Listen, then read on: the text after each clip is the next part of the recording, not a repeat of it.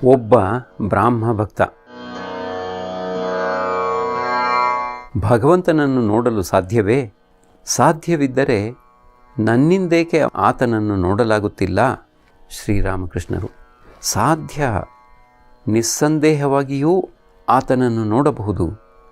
ಆತನ ಸಾಕಾರ ರೂಪವನ್ನು ನೋಡಬಹುದು, ಆತನ ಅರೂಪವನ್ನೂ ನೋಡಬಹುದು. ಅದನ್ನು ನಾನು ನಿನಗೆ ಹೇಗೆ ವಿವರಿಸಲಿ? ಬ್ರಾಹ್ಮ ಭಕ್ತ: ಏನು ಮಾಡಿದರೆ ಆತನ ದರ್ಶನವನ್ನು ಪಡೆದುಕೊಳ್ಳಬಹುದು? ಶ್ರೀರಾಮಕೃಷ್ಣರು: ವ್ಯಾಕುಲನಾಗಿ ಆತನ ದರ್ಶನಕ್ಕಾಗಿ ಅಳಬಲ್ಲೆಯಾ? ಜನ ಮಕ್ಕಳಿಗಾಗಿ, ಹೆಂಡತಿಗಾಗಿ, ಹಣಕ್ಕಾಗಿ ಬಿಂದಿಗೆ ತುಂಬ ಕಣ್ಣೀರು ಸುರಿಸುತ್ತಾರೆ. ಆದರೆ ಭಗವಂತನಿಗಾಗಿ ಯಾರು ಅಳುತ್ತಾರೆ? ಮಗು ಗಿಲಿಕಿಯಲ್ಲೇ ಮಗ್ನವಾಗಿ ತಾಯಿಯನ್ನೇ ಮರೆತಿರುವಾಗ ಆಕೆ ಅಡಿಗೆ ಮತ್ತು ಉಳಿದ ಮನೆ ಕೆಲಸ ಇವನ್ನೆಲ್ಲ ಮಾಡುತ್ತಿರುತ್ತಾಳೆ. ಯಾವಾಗ ಮಗುವಿಗೆ ಗಿಲಿಕೆ, ಉರುಟುಗೋಲು ಯಾವುದೂ ಬೇಡವಾಗಿ ಅವನ್ನು ಬಿಸಾಡಿ ಚೀತ್ಕಾರ ಮಾಡುತ್ತಾ ಅಳಲಾರಂಭಿಸುವುದೋ ಆಗ ತಾಯಿ ಅನ್ನದ ತಪ್ಪಲೆ ಕೆಳಗಿಳಿಸಿ ಓಡಿ ಓಡಿ ಬಂದು ಮಗುವನ್ನು ಕಂಕುಳಿಗೆ ಹಾಕಿಕೊಳ್ಳುತ್ತಾಳೆ. ಬ್ರಾಹ್ಮ ಭಕ್ತ: ಮಹಾಶಯರೇ, ಭಗವಂತನ ಸ್ವರೂಪದ ಸಂಬಂಧವಾಗಿ ನಾನಾ ಅಭಿಮತಗಳಿವೆಯಲ್ಲ, ಏಕೆ? ಕೆಲವರು ಹೇಳುತ್ತಾರೆ ಭಗವಂತ ಸಾಕಾರ ಅಂತ, ಇನ್ನು ಕೆಲವರು ಹೇಳುತ್ತಾರೆ ಆತ ನಿರಾಕಾರ ಅಂತ. ಇದೂ ಅಲ್ಲದೆ ಈ ಸಾಕಾರವಾದಿಗಳು ಹೇಳುತ್ತಾರೆ ಆತನಿಗೆ ನಾನಾ ರೂಪಗಳೂ ಇವೆ ಎಂಬುದಾಗಿ. ಇಷ್ಟೊಂದು ಗೊಂದಲವೆಲ್ಲ ಏಕೆ? ಶ್ರೀರಾಮಕೃಷ್ಣರು: ಭಗವಂತ ಭಕ್ತನಿಗೆ ಯಾವ ರೂಪದಿಂದ ಕಾಣಿಸಿಕೊಳ್ಳುತ್ತಾನೋ ಭಕ್ತ ಆ ರೂಪದ ಸಂಬಂಧವಾಗಿಯೇ ಭಾವಿಸುತ್ತಾನೆ. ವಾಸ್ತವಿಕವಾಗಿ ಯಾವ ಗೊಂದಲವೂ ಇಲ್ಲ. ಹೇಗಾದರೂ ಮಾಡಿ ಆತನ ಸಾಕ್ಷಾತ್ಕಾರ ಪಡೆದುಕೊಂಡು ಬಿಟ್ಟಿದ್ದೇ ಆದರೆ ಬಳಿಕ ಆತ ಎಲ್ಲವನ್ನೂ ತಿಳಿಸಿಕೊಟ್ಟು ಬಿಡುತ್ತಾನೆ. ಆ ಕಡೆಗೆ ನೀನು ಇನ್ನೂ ಒಂದು ಹೆಜ್ಜೆಯನ್ನು ಹಾಕಿಯೇ ಇಲ್ಲ. ಅಂಥದ್ದರಲ್ಲಿ ಭಗವಂತನ ಸಂಬಂಧವಾಗಿ ಎಲ್ಲವನ್ನೂ ತಿಳಿದುಕೊಂಡು ಬಿಡಲು ಹೇಗೆ ಸಾಧ್ಯ? ಒಂದು ಕತೆ ಕೇಳು. ಒಮ್ಮೆ ಒಬ್ಬ ಒಂದು ತೋಪಿನ ಕಡೆ ಹೋಗಿದ್ದ. ಅಲ್ಲಿ ಒಂದು ಮರದ ಮೇಲೆ ಒಂದು ಪ್ರಾಣಿ ಕಾಣಿಸಿಕೊಂಡಿತು. ಆತ ಬಂದು ಇನ್ನೊಬ್ಬನಿಗೆ ಹೇಳಿದ, ನೋಡು, ಆ ಮರದ ಮೇಲೆ ಒಂದು ಕೆಂಪು ಬಣ್ಣದ ಪ್ರಾಣಿಯನ್ನು ನೋಡಿ ಬಂದೆ. ಅವನು ಹೇಳಿದ, ನಾನು ಅಲ್ಲಿ ಹೋಗಿದ್ದಾಗ ನಾನೂ ಅದನ್ನು ನೋಡಿ ಬಂದಿದ್ದೇನೆ. ಅದು ಕೆಂಪು ಏಕಾದೀತು? ಹಸುರು. ಅವರ ಹತ್ತಿರ ನಿಂತಿದ್ದ ಮತ್ತೊಬ್ಬ ಹೇಳಿದ, ಇಲ್ಲ ಇಲ್ಲ, ಅದನ್ನು ನಾನೂ ನೋಡಿದ್ದೇನೆ. ಅದರ ಬಣ್ಣ ಹಳದಿ. ಹೀಗೆ ಅಲ್ಲಿ ನಿಂತಿದ್ದವರು ಅದರ ಬಣ್ಣ ಬೂದು, ನೇರಳೆ ಹಣ್ಣಿನ ಬಣ್ಣ ನೀಲಿ ಇತ್ಯಾದಿಯಾಗಿ ಹೇಳಲಾರಂಭಿಸಿದರು. ಕೊನೆಗೆ ಒಬ್ಬರಿಗೊಬ್ಬರಿಗೆ ಜಗಳ ಹತ್ತಿಕೊಂಡು ಬಿಟ್ಟಿತು. ಇದರ ಸಂಬಂಧವಾಗಿ ಒಂದು ಇತ್ಯರ್ಥಕ್ಕೆ ಬರಲು ಎಲ್ಲರೂ ಆ ಮರದ ಹತ್ತಿರಕ್ಕೆ ಹೋದರು. ಒಬ್ಬ ಮನುಷ್ಯ ಆ ಮರದ ಕೆಳಗೆ ಕುಳಿತುಕೊಂಡಿದ್ದುದು ಅವರ ಕಣ್ಣಿಗೆ ಬಿತ್ತು. ಆತನನ್ನು ಆ ಪ್ರಾಣಿಯ ಬಣ್ಣದ ಸಂಬಂಧವಾಗಿ ಕೇಳಲಾಗಿ ಆತ ಹೇಳಿದ, ನಾನು ಈ ಮರದ ಕೆಳಗೇ ವಾಸಿಸುತ್ತಿದ್ದೇನೆ. ಆ ಪ್ರಾಣಿಯ ಸ್ವರೂಪ ನನಗೆ ಬಹಳ ಚೆನ್ನಾಗಿ ಗೊತ್ತಿದೆ. ನೀವು ಪ್ರತಿಯೊಬ್ಬರು ಹೇಳುತ್ತಿರುವುದೂ ಸತ್ಯವೇ. ಕೆಲವು ವೇಳೆ ಅದು ಕೆಂಪಾಗಿ, ಇನ್ನು ಕೆಲವು ವೇಳೆ ಹಸುರಾಗಿ, ಮತ್ತೆ ಕೆಲವು ವೇಳೆ ಹಳದಿಯಾಗಿ, ಮತ್ತೂ ಕೆಲವು ವೇಳೆ ನೀಲಿಯಾಗಿ, ಹೀಗೇ ಇನ್ನೂ ಏನೇನೋ ಬಣ್ಣಗಳಾಗಿ ಕಾಣಿಸಿಕೊಳ್ಳುತ್ತದೆ. ಅದಕ್ಕೆ ಗೋಸುಂಬೆ ಅಂತ ಹೆಸರು. ಒಂದೊಂದು ವೇಳೆ ಅದಕ್ಕೆ ಯಾವ ಬಣ್ಣವೂ ಇರುವುದೇ ಇಲ್ಲ. ಕೆಲವು ವೇಳೆ ಅದು ಸಗುಣ, ಇನ್ನು ಕೆಲವು ವೇಳೆ ನಿರ್ಗುಣ. ಇದೇ ರೀತಿ ಯಾರು ಸರ್ವದಾ ಭಗವಚ್ಚಿಂತನೆ ಮಾಡುತ್ತಾ ಇರುತ್ತಾರೋ ಆತನಿಗೆ ಗೊತ್ತಾಗುತ್ತದೆ ಆತನ ನಿಜಸ್ವರೂಪ ಏನು ಎಂಬುದು. ಆತನಿಗೆ ಮಾತ್ರವೇ ಕೇವಲ ಗೊತ್ತಿರುತ್ತದೆ ಭಗವಂತ ನಾನಾ ರೂಪಗಳಿಂದ, ನಾನಾ ಭಾವಗಳಿಂದ ಕಾಣಿಸಿಕೊಳ್ಳುತ್ತಾನೆ. ಆತ ಸಗುಣನೂ ಹೌದು, ನಿರ್ಗುಣನೂ ಹೌದು ಎಂಬುದು ಕೇವಲ ಆ ಮರದ ಕೆಳಗೆ ವಾಸಿಸುತ್ತಿರುವವನಿಗೆ ಮಾತ್ರ ಗೊತ್ತಿರುತ್ತದೆ.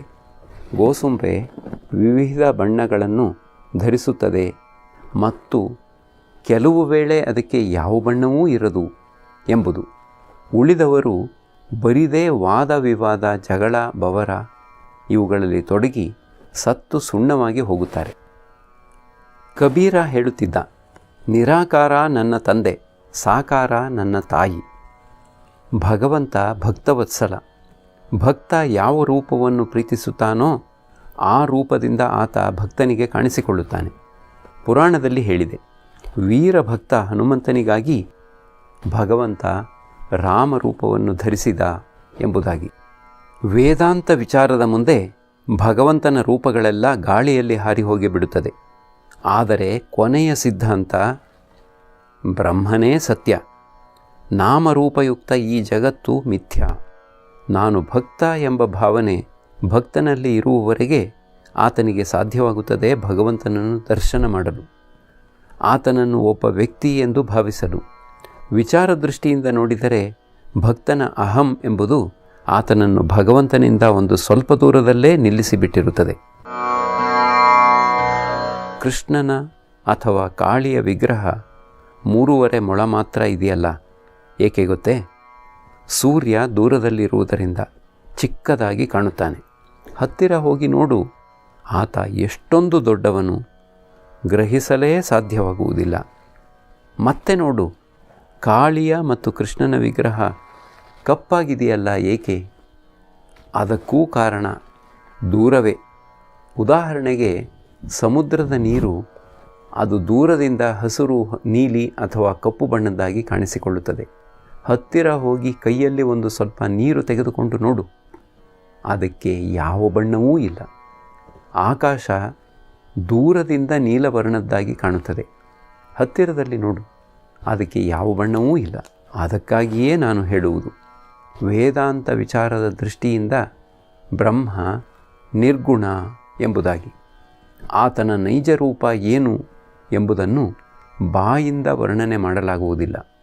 ಆದರೆ ನಿನ್ನ ವ್ಯಕ್ತಿತ್ವ ಸತ್ಯವಾಗಿರುವವರೆಗೆ ಜಗತ್ತೂ ಸತ್ಯ, ಭಗವಂತನ ನಾನಾ ರೂಪಗಳೂ ಸತ್ಯ. ಭಗವಂತ ಒಬ್ಬ ವ್ಯಕ್ತಿ ಎಂಬ ಭಾವನೆಯೂ ಸತ್ಯ. ನಿಮ್ಮ ಮಾರ್ಗ ಭಕ್ತಿ ಮಾರ್ಗ. ಇದು ತುಂಬ ಒಳ್ಳೆಯದೇ, ಬಹಳ ಸಹಜವಾದ ಮಾರ್ಗ. ಅನಂತವಾದ ಭಗವಂತನನ್ನು ಯಾರು ತಾನೇ ಅರಿತುಕೊಳ್ಳಬಲ್ಲರು?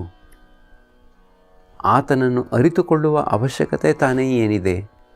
ಈ ದುರ್ಲಭ ಮಾನುಷ ಜನ್ಮ ಪಡೆದ ನಂತರ ನಮಗೆ ಅವಶ್ಯವಾಗಿ ಬೇಕಾಗಿರುವುದು ಆತನ ಪಾದಪದ್ಮಗಳಲ್ಲಿ ಭಕ್ತಿ. ನನ್ನ ದೇಹ ಅಡಗಿಸಲು ಒಂದು ಲೋಟ ನೀರೇ ಸಾಕಾಗಿರುವಾಗ ಕೆರೆಯಲ್ಲಿ ಎಷ್ಟು ಕೊಡ ನೀರಿದೆ ಎಂಬುದನ್ನು ಅಳೆದು ನೋಡುವ ಅವಶ್ಯಕತೆ ತಾನೇ ಏನಿದೆ ನನಗೆ? ಅರ್ಧ ಸೀಸೆ ಮದ್ಯದಿಂದಲೇ ನನಗೆ ಮತ್ತು ಬರುವಾಗ ಇನ್ನು ಸಾರಾಯಿ ಅಂಗಡಿಯಲ್ಲಿ ಎಷ್ಟು ಪೀಪಾಯಿ ಮದ್ಯ ಇದೆ ಎಂಬುದರ ಲೆಕ್ಕಾಚಾರ ಬೇಕೇ ನನಗೆ? ಅನಂತನನ್ನು ಅರಿತುಕೊಳ್ಳಬೇಕಾದ ಅವಶ್ಯಕತೆ ತಾನೇ ಏನಿದೆ? ವೇದದಲ್ಲಿ ಬ್ರಹ್ಮಜ್ಞಾನಿಯ ವಿವಿಧ ಅವಸ್ಥೆಗಳ ಸಂಬಂಧವಾಗಿ ವರ್ಣನೆ ಇದೆ. ಜ್ಞಾನ ಮಾರ್ಗ ಬಹಳ ಕಠಿಣ ಮಾರ್ಗ. ವಿಷಯ ಬುದ್ಧಿ, ಕಾಮಕಾಂಚನಾಸಕ್ತಿ ಲೇಷ ಮಾತ್ರವಿದ್ದರೂ ಬ್ರಹ್ಮಜ್ಞಾನ ದೊರಕುವುದಿಲ್ಲ. ಈ ಮಾರ್ಗ ಕಲಿಯುಗಕ್ಕಲ್ಲ. ವೇದ ಸಪ್ತಭೂಮಿಕೆಗಳ ಸಂಬಂಧವಾಗಿ ಹೇಳುತ್ತದೆ. ಈ 7 ಭೂಮಿಕೆಗಳೂ ಮನಸ್ಸು ವಾಸ ಮಾಡುವ ಸ್ಥಾನಗಳು. ಸಂಸಾರದಲ್ಲಿ ಮನಸ್ಸು ಇರುವವರೆಗೆ ಅದು ಲಿಂಗ, ಗುಹ್ಯ, ನಾಭಿ ಈ ಭೂಮಿಕೆಗಳಲ್ಲಿ ನೆಲೆಸಿರುತ್ತದೆ. ಆಗ ಮನಸ್ಸಿಗೆ ಊರ್ಧ್ವ ದೃಷ್ಟಿ ಇರದು, ಕಾಮಕಾಂಚನಗಳಲ್ಲೇ ಆಸಕ್ತವಾಗಿರುತ್ತದೆ. ಮನಸ್ಸಿನ 4ನೇ ಭೂಮಿಕೆ ಹೃದಯ. ಇಲ್ಲಿ ಮನಸ್ಸು ನೆಲೆಸಿದಾಗ ಆತ್ಮ ಜಾಗೃತಿಗೊಳ್ಳುತ್ತದೆ, ಸುತ್ತಲೂ ಜ್ಯೋತಿ ಕಾಣಿಸಿಕೊಳ್ಳಲಾರಂಭಿಸುತ್ತದೆ. ಆ ಅಂತಸ್ತಿನಲ್ಲಿರುವ ವ್ಯಕ್ತಿ ಆ ಭಗವಜ್ಯೋತಿಯನ್ನು ನೋಡಿ ಆಶ್ಚರ್ಯಚಕಿತನಾಗಿ ಹೇಳುತ್ತಾನೆ, ಆಹಾ, ಏನಿದು ಏನಿದು? ಆತನ ಮನಸ್ಸು ಕೆಳಕ್ಕೆ ಇಳಿದು ಹೋಗುವುದಿಲ್ಲ, ಸಂಸಾರದ ಕಡೆಗೆ ಇಳಿದು ಹೋಗುವುದಿಲ್ಲ. ಮನಸ್ಸಿನ 5ನೇ ಭೂಮಿಕೆ ಕಂಠ. ಯಾರ ಮನಸ್ಸು ಕಂಠದವರೆಗೆ ಏರಿದೆಯೋ ಅವರ ಅವಿದ್ಯೆ, ಅಜ್ಞಾನ ಎಲ್ಲ ನಾಶವಾಗಿ ಹೋಗಿ ಅವರಿಗೆ ಭಗವಂತನ ಮಾತುಕತೆ ವಿನಾ ಬೇರೆ ಯಾವ ಮಾತುಕತೆಯನ್ನೂ ಕೇಳಲು ಇಚ್ಛೆಯಾಗುವುದಿಲ್ಲ, ಆಡಲೂ ಇಚ್ಛೆಯಾಗುವುದಿಲ್ಲ. ಜನರು ಬೇರೆ ವಿಧವಾದ ಮಾತು ಎತ್ತಿದರೆ ಅವರು ಅಲ್ಲಿಂದ ಎದ್ದು ಹೋಗುತ್ತಾರೆ. ಮನಸ್ಸಿನ 6ನೇ ಭೂಮಿಕೆ ಹಣೆ. ಮನಸ್ಸು ಇಲ್ಲಿಗೆ ಬಂದರೆ ಹಗಲೂ ಇರುಳೂ ಭಗವಂತನ ರೂಪದರ್ಶನ ಆಗುತ್ತದೆ. ಆಗಲೂ ಕಿಂಚಿತ್ ಅಹಂ ಉಳಿದುಕೊಂಡಿರುತ್ತದೆ.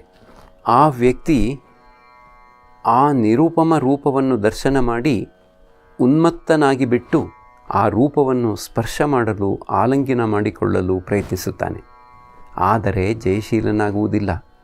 ಇದು ಲಾಟೀನಿನಲ್ಲಿರುವ ಬೆಳಕಿನ ಹಾಗೆ. ಮನಸ್ಸಿಗೆ ಅನ್ನಿಸುತ್ತದೆ ಅದನ್ನು ಇನ್ನೇನು ಮುಟ್ಟಿಬಿಡೋಣ ಎಂದು. ಆದರೆ ಅದಕ್ಕೆ ಗಾಜು ಹಾಕಿರುವುದರಿಂದ ಸಾಧ್ಯವಾಗುವುದಿಲ್ಲ. ಶಿರಪ್ರದೇಶವೇ 7ನೇ ಭೂಮಿಕೆ. ಇಲ್ಲಿಗೆ ಮನಸ್ಸು ಬಂದಿತೆಂದರೆ ಸಮಾಧಿಯುಂಟಾಗುತ್ತದೆ. ಆಗ ಬ್ರಹ್ಮಜ್ಞಾನಿಗೆ ಬ್ರಹ್ಮನ ಪ್ರತ್ಯಕ್ಷ ದರ್ಶನ ದೊರೆಯುತ್ತದೆ. ಆದರೆ ಆ ಅವಸ್ಥೆಯನ್ನು ಹೊಂದಿದ ನಂತರ ಆತನ ಶರೀರ ಹೆಚ್ಚು ದಿನ ಬದುಕಿರಲಾರದು. ಯಾವಾಗಲೂ ಬಾಹ್ಯ ಪ್ರಜ್ಞೆ ಇಲ್ಲದವನಾಗಿಯೇ ಇರುತ್ತಾನೆ. ಆತನ ಕೈಯಲ್ಲಿ ಏನು ತಿನ್ನುವುದಕ್ಕೂ ಸಾಧ್ಯವಾಗುವುದಿಲ್ಲ. ಬಾಯಿಗೆ ಹಾಲು ಹಾಕಿದರೆ ಅದು ಕಟಬಾಯಿಂದ ಹೊರಕ್ಕೆ ಹರಿದು ಬಂದು ಬಿಡುತ್ತದೆ. ಆ ಅವಸ್ಥೆಯನ್ನು ಹೊಂದಿದ ನಂತರ 21 ದಿನದಲ್ಲಿ ದೇಹತ್ಯಾಗವಾಗಿ ಬಿಡುತ್ತದೆ. ಇದೇ ಬ್ರಹ್ಮಜ್ಞಾನಿಯ ಅವಸ್ಥೆ. ನಿಮ್ಮದು ಭಕ್ತಿ ಮಾರ್ಗ. ಅದು ಬಹಳ ಒಳ್ಳೆಯದು ಮತ್ತು ಸಹಜವಾದದ್ದು.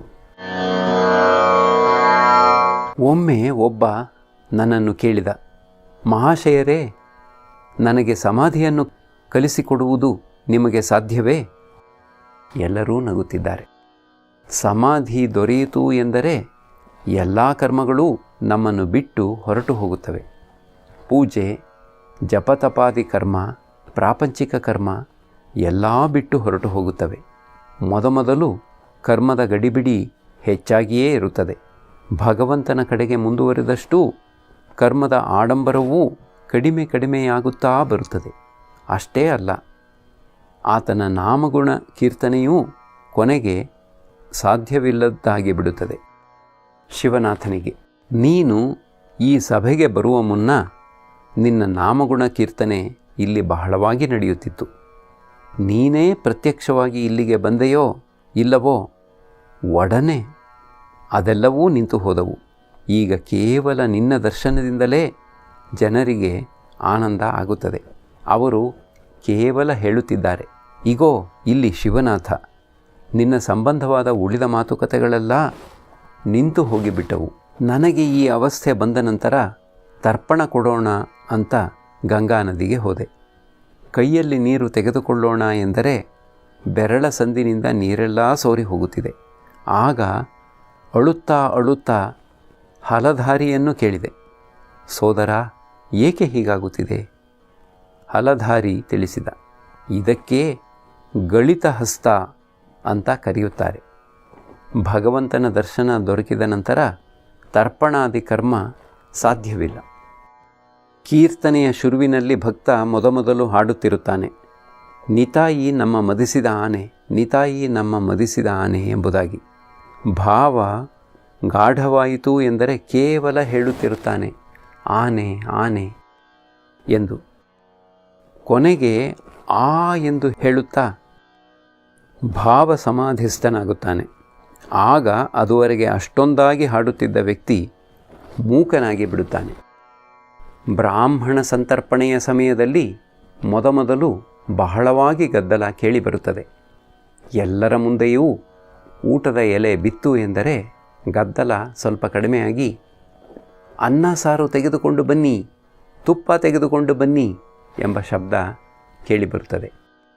ಅನ್ನ ಸಾರು ಊಟ ಮಾಡಲು ಶುರು ಮಾಡಿದ ಒಡನೆ ಮುಕ್ಕಾಲು ಭಾಗದ ಶಬ್ದ ಅಡಗಿ ಹೋಗುತ್ತದೆ. ಬಳಿಕ ಮೊಸರು ತಂದು ಬಡಿಸಿದಾಗ ಕೇವಲ ಸುಪ್ ಸುಪ್ ಎಂಬ ಶಬ್ದ. ಎಲ್ಲರೂ ನಗುತ್ತಾರೆ. ಬಳಿಕ ಬಹುಮಟ್ಟಿಗೆ ಶಬ್ದವೇ ಇಲ್ಲ ಅಂತ ಹೇಳಬಹುದು. ಅನಂತರ ನಿದ್ರೆ. ಆಗ ಸಂಪೂರ್ಣ ನಿಶ್ಶಬ್ದ. ಅದಕ್ಕಾಗಿಯೇ ನಾನು ಹೇಳುವುದು, ಆಧ್ಯಾತ್ಮ ಜೀವನದ ಆರಂಭದಲ್ಲಿ ಕರ್ಮಗಳ ಗಡಿಬಿಡಿ ಬಹಳವಾಗಿ ಇರುತ್ತದೆ. ಭಗವಂತನ ಕಡೆಗೆ ಮುಂದುವರಿದಷ್ಟೂ ಕರ್ಮ ಕಡಿಮೆಯಾಗಿ ಹೋಗುತ್ತದೆ. ಕಟ್ಟ ಕಡೆಗೆ ಕರ್ಮತ್ಯಾಗ ಉಂಟಾಗಿ ಸಮಾಧಿ ದೊರೆಯುತ್ತದೆ. ಸಮಾಧಿ ದೊರೆತ ನಂತರ ಪ್ರಾಯಕವಾಗಿ ಶರೀರ ಬದುಕಿಕೊಂಡಿರುವುದಿಲ್ಲ. ಕೆಲವರ ಶರೀರ ಲೋಕ ಶಿಕ್ಷಣಾರ್ಥವಾಗಿ ಬದುಕಿಕೊಂಡಿರುತ್ತದೆ. ಉದಾಹರಣೆಗೆ ನಾರದಾದಿಗಳು, ಚೈತನ್ಯದೇವನಂಥ ಅವತಾರ ಪುರುಷರ ದೇಹವೂ ಬದುಕಿಕೊಂಡಿರುತ್ತದೆ. ಬಾವಿ ತೋಡಿ ಮುಗಿಸಿದೊಡನೆ ಸಾಮಾನ್ಯವಾಗಿ ಜನ ಗುದ್ದಲಿ ಕುಕ್ಕೆ ಎಲ್ಲವನ್ನೂ ಬಿಸಾಡಿ ಬಿಡುತ್ತಾರೆ. ಆದರೆ ಕೆಲವರು ಪರರಿಗೆ ಉಪಕಾರವಾಗಲಿ ಎಂದು ಅವನ್ನು ಸುರಕ್ಷಿತವಾಗಿ ಇಡುತ್ತಾರೆ. ಇದೇ ರೀತಿ ಮಹಾಪುರುಷರು ಜೀವರ ದುಃಖ ನಿವಾರಣೆ ಮಾಡಲು ಕಾತರರಾಗಿ ತಮ್ಮ ಶರೀರವನ್ನು ಉಳಿಸಿಕೊಂಡಿರುತ್ತಾರೆ. ಇವರು ತಮಗೆ ಜ್ಞಾನ ದೊರೆತು ಬಿಟ್ಟರೆ ಸಾಕು ಎಂಬತಕ್ಕ ಸ್ವಾರ್ಥಿಗಳಲ್ಲ. ಸ್ವಾರ್ಥಿಗಳ ಸ್ವಭಾವ ಏನೆಂಬುದು ನಿಮಗೆ ಚೆನ್ನಾಗಿ ಗೊತ್ತೇ ಇದೆ. ಒಂದು ಕಡೆ ಮೂತ್ರ ಮಾಡಿ ಎಂದರೆ ಅವರು ಹಾಗೆ ಮಾಡುವುದೇ ಇಲ್ಲ. ಎಲ್ಲಿ ನಿಮಗೆ ಉಪಕಾರವಾಗಿ ಬಿಡುತ್ತದೋ ಅಂತ. ಅಂಗಡಿಯಿಂದ ಕಾಲಾಣೆ ಸಿಹಿ ತಿಂಡಿಯ ಸಂದೇಶ ತೆಗೆದುಕೊಂಡು ಬಾ ಅಂತ ಕಳುಹಿಸಿದರೆ ಹಿಂದಿರುಗಿ ಬರುವಾಗ ಅದನ್ನು ನೆಕ್ಕಿ ತಂದುಕೊಡುತ್ತಾರೆ.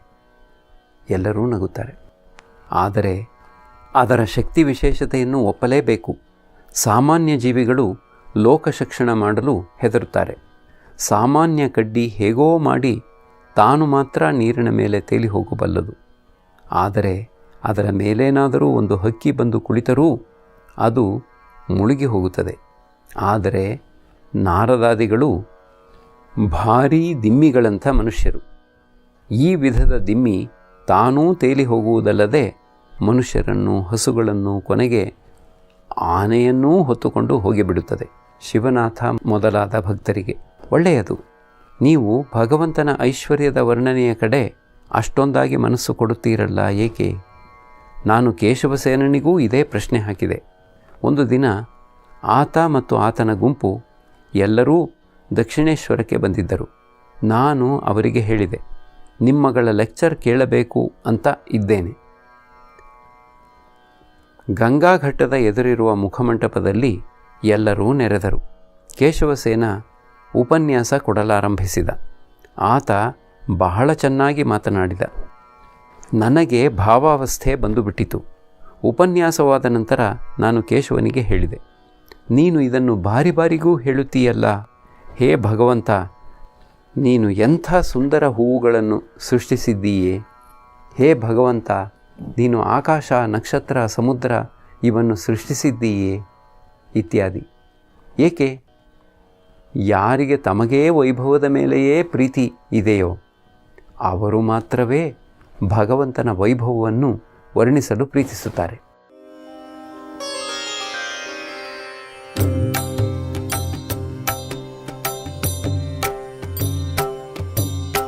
ಶ್ರೀರಾಮ ಕೃಷ್ಣ ಮಂಗಲಕಾರಿ, ಶ್ರೀರಾಮ ಕೃಷ್ಣ ಮಂಗಲಕಾರಿ, ಶ್ರೀರಾಮ ಕೃಷ್ಣ ಮಂಗಲಕಾರಿ,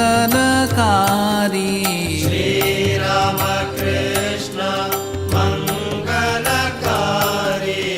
ನಮೋ ನಾರಾಯಣ ಭವದುಃಖಹಾರಿ, ನಮೋ ನಾರಾಯಣ ಭವದುಃಖಹಾರಿ, ನಮೋ ನಾರಾಯಣ ಭವದುಃಖಹಾರಿ.